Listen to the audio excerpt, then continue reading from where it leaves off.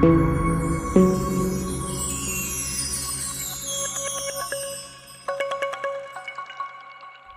மக்களே, உங்கள் அனிமி வரையான டாட்டூ ரைட்டிங்கிற என்னோட சேனலுக்கு உங்களை நான் வரைக்கிறேன். இன்றைக்கி டஞ்சன் ரைஸ்டுங்கிற மங்கோட சாப்டர் 128 to 129 இதை உங்களுக்காக. சாப்டர் எடுத்துன்னு பார்த்தீங்கன்னா, நீ ஏன் என்னைய சாவதிக்கிற, இது என் ஹீரோவை தானே சட்டப்படி சவிச்சிருக்கணும், அவன் தானே உனக்கு இந்த நிலைமைக்கு ஆளாக்குனா அப்படின்னு கேட்கும்போது, நான் ஏன் உன்னை சவிச்சேன்னு உனக்கு தெரியாதா, இது தெரியாத மாதிரி நடிக்காத, நான் ஏன் ஒன்று சமைச்சேன்னு உனக்கு நல்லாவே தெரிஞ்சிருக்கும். அது மட்டும் கிடையாது, நான் ஹீரோவை என்னால் சபிக்க முடியாது, ஏன்னா ஒரு கிளிச்சுங்கிறனால, இது நல்லாவே உனக்கு தெரிஞ்சிருக்கும் தானே அப்படின்னு சொல்லிட்டு நம்ம பஃப்னு சொல்லியிருக்கோம். இதெல்லாம் கேட்டு முயந்துட்டு இந்த விஷயம் எப்படி இவனுக்கெல்லாம் தெரிஞ்சிருக்கும் அப்படின்னு சொல்லிட்டு ஆச்சரியப்பட்டுருக்கோம். பஃப்னு அது மட்டும் இல்லை, உன்னுடைய ஒரு பிறப்பு ரகசியம் தெரியுமா அப்படின்னு சொல்லிட்டு கேட்கறத விட பார்த்தீங்கன்னா, என்னது என்னோட பிறப்பு ரகசியமா அப்படின்னு சொல்லிட்டு முயல் யோசிச்சுட்டு கிடக்கும்போது, அப்போ பார்த்தீங்கன்னா அதுக்கு ஆயுசு முடிஞ்சு போச்சு போல இருக்குது, மொத்தமாகவே கரைஞ்சி சாம்பலாயிருச்சு. கடைசியில் பார்த்தீங்கன்னா பஃப்னு மொத்தமாக எரிஞ்சு செத்து போச்சு, சாம்பலாயிருச்சு. இதெல்லாம் பார்த்த ஹீரோ வந்துட்டு ஒரு வேலையே முடிஞ்சிருச்சு அப்படின்னு சொல்லும்போது, உடனே முயல் வந்துக்கிட்டு, அட பாவி போகிறது தனியாக போகாமல் என்னை யாரும் சமைச்சிட்டு போனேன் அப்படின்னு சொல்லிட்டு ரொம்ப ஷாக்காகிருக்கும். அது மட்டும் கிடையாது, நீ இந்த மாதிரிலாம் சாகக்கூடாது, ஒழுங்காக ரிவ்யூ ஆகிவா, என்னை வந்து இந்த சாவத்திலேருந்து விடுவழி அப்படின்னு சொல்லிட்டு புலம்பிட்டு கிடக்கும். அது மட்டும் கிடையாது, கடைசியாக ஒரு வார்த்தை சொன்னால், என்னோட பெருப்பு ரகசியம் அப்படின்னு சொல்லிட்டு புலம்பிட்டு இருக்கும்போது ஹீரோ வந்து, நீ ஒன்றும் கவலைப்படாத, இது ஒன்றும் அந்தளவுக்கு இம்பார்ட்டன் கிடையாது அப்படின்னு சொல்லிட்டு நம்ம ஹீரோ சொல்லியிருப்பான். அப்படின்னா என்னோட பெருப்பு ரகசியம் உனக்கு தெரியுமா அப்படின்னு சொல்லிட்டு நம்ம ஹீரோட கேட்கும்போது, உன்னோட பிறப்பு ரகசியம் எனக்கு எப்படி தெரியும், அது உனக்கு தானே தெரியும் அப்படின்னு சொல்லிட்டு நம்ம ஹீரோ சொல்லும்போது, ஆமாம் உன் மூஞ்சில் என்ன அப்படின்னு கேட்கும்போது, ஏன் மூஞ்சிலியா அப்படின்னு சொல்லிட்டு நம்ம ஹீரோ ஆச்சரியப்படுறான். பார்த்தீங்கன்னா நம்ம ஹீரோட மூஞ்சிலேருந்து பார்த்தீங்கன்னா அப்படியே ரத்தனா வர ஆரம்பிச்சிருக்கும். காரணம் கேட்டிங்கன்னா நம்ம ஹீரோ பார்த்தீங்கன்னா எக்கச்சக்கமாக பவர் யூஸ் பண்ணியிருப்பாங்கல்ல, அதனால தான் இந்த மாதிரி ரத்தம் வந்திருக்கும். அப்படியே மயங்கி நம்ம ஹீரோ வந்திருப்பான். பின்னாடியே பார்த்தீங்கன்னா நம்ம ஹீரோயின் வந்திருப்பாங்க. வந்தது மட்டும் நம்ம ஹீரோவை தாக்கு பிடிச்சிட்டு, சரி ரொம்ப யூஸ் பண்ணுது, இதுக்கப்புறம் நீ கொஞ்சம் ரெஸ்ட் எடு அப்படின்னு சொல்லி சொல்லும்போது, அப்படியே மேலே பார்த்தீங்கன்னா நம்ம கானு அப்படியே மயங்க போய்ட்டு உள்ளதுக்கு வந்திருப்பான். ஏன்னா அவனும் ஃபயர் பால் அதிகமாக யூஸ் பண்ணியிருப்பான்ல, அதனால சரி எல்லாத்துக்குமே அடிப்பட்டு ரெஸ்ட் தேவைப்படுற பிறகு எல்லாருமே நம்ம ரெஸ்ட் எடுப்போம் அப்படின்னு சொல்லிட்டு நம்ம ஹீரோன்னு சொல்லியிருப்பா. அப்படியே 2 நாள் கழிச்சு தான் காமிக்கிறாங்க. சரி மழை நல்லா ரெயின் ஆகிக்கிட்டு கிடக்கும். அப்போ நம்ம முயல் இருந்துக்கிட்டு, இந்த ஃபோனு செத்தாலும் அது விட்ட கரசு மட்டும் இன்னும் இந்த ரெயின் பேஞ்சிட்டே கிடக்க, ஒரு வேளை அது விட்ட கரசு இதாவாக இருக்குமோ, ரெயின் பேஞ்சிக்கிட்டே இருக்கிற மாதிரி கரசு விட்டுருப்பானு அப்படின்னு கேட்கும்போது, சேச்சா அதுக்கு வாய்ப்பே கிடையாது, இது எப்படி டஞ்சனோட சிஸ்டமில் தான் பஞ்சு கிடக்கு, கரசு இந்த மாதிரி இருக்காது அப்படின்னு சொல்லிட்டு தன்னை மனசை சேர்த்துக்கிருக்கோம். அப்படியே இங்கே டஞ்சனை தான் காமிக்கிறாங்க. அங்கே இருக்கிற எல்லாருமே உட்காந்துருக்காங்க. அண்டர் கவுண்ட் டஞ்சன் இருக்குது பார்த்தீங்க, அதில் தான். அப்போ நம்ம ஹீரோ லைட்டாக கண்ணை முழிக்கிறான்.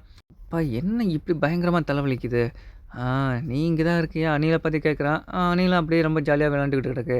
அப்போ நம்ம முயல் வந்துட்டு, ஓ ஒரு வழியாக கண்ணை முழிச்சிட்டியா அப்படின்னு சொல்லிட்டு நம்ம ஹீரோ பற்றி கேட்கும்போது, அது திடீர்னு நம்ம ஹீரோனை வந்து மூஞ்சி மேலே ஒரு அடி அடிக்கும் பாருங்க.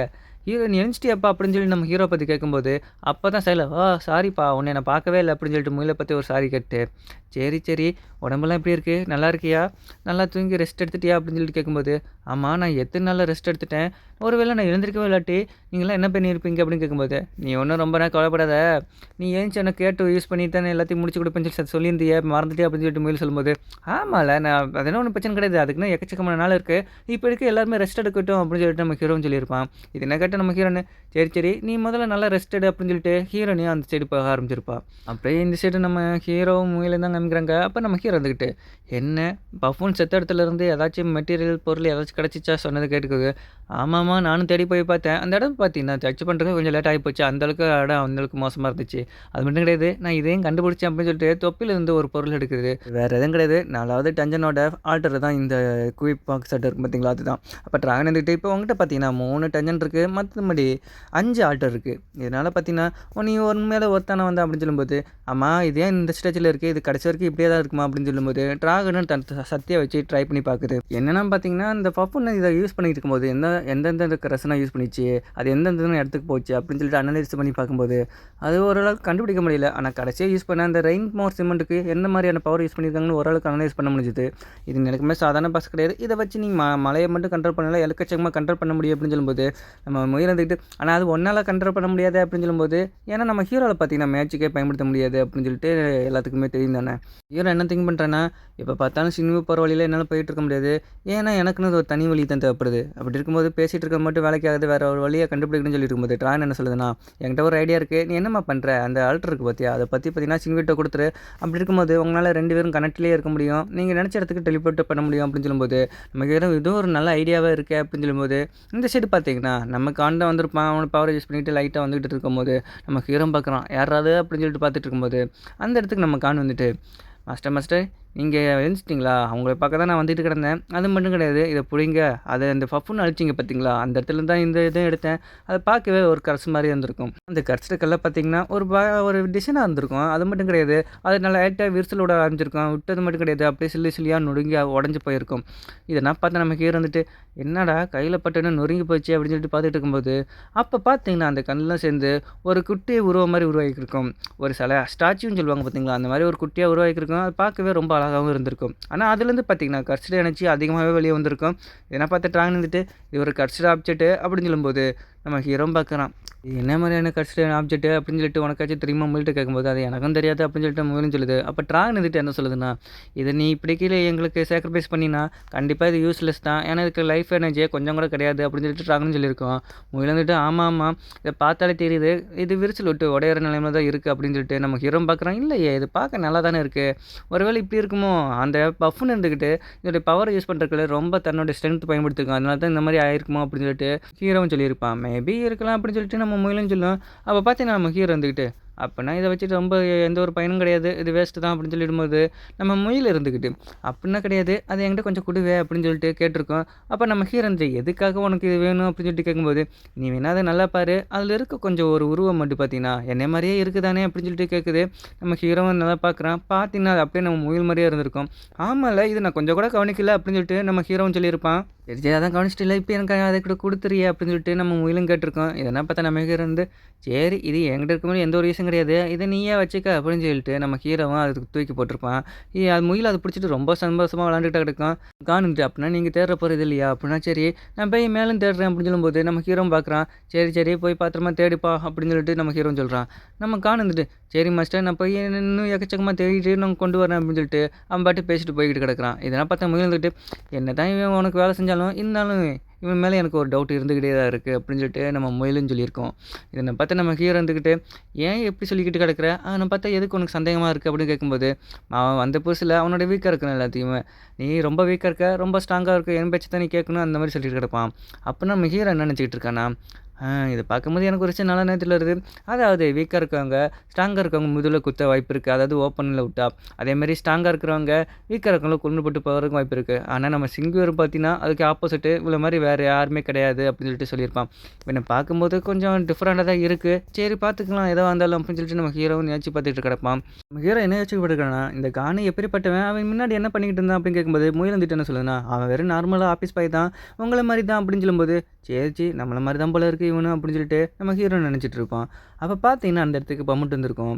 பம்மத்த பார்த்துட்டு நம்ம ஹீரோ, "என்னப்பா ஐஸ் பாய் உடம்பு எப்படி இருக்கு? காய்ச்சல் அடிச்சிருந்து நல்லாருச்சா?" அப்படின்னு கேட்கும்போது, அதுவும் சந்தோஷமா, "மாஸ்டர் மாஸ்டர் எனக்கு எல்லாமே குணமாயிருச்சு" அப்படின்னு சொல்லிட்டு சந்தோஷப்பட்டுருக்கான். அது மட்டும் கிடையாது, நம்ம மூழ்கிட்டு இருக்க அந்த பொம்மைய பார்த்துட்டு, இந்த பொருள் உன்கிட்ட எப்படி கிடைச்சிச்சு? உண்மையா சொல்லு. இது எப்படி நீ எங்கேருந்து எடுத்த?" அப்படின்னு சொல்லிட்டு வழக்கம்போல ரிவெஞ்ச் மோடுக்கு போயிருக்கும். அது மட்டும் கிடையாது. "இப்ப நீ உண்மையா சொல்லப் போறியா?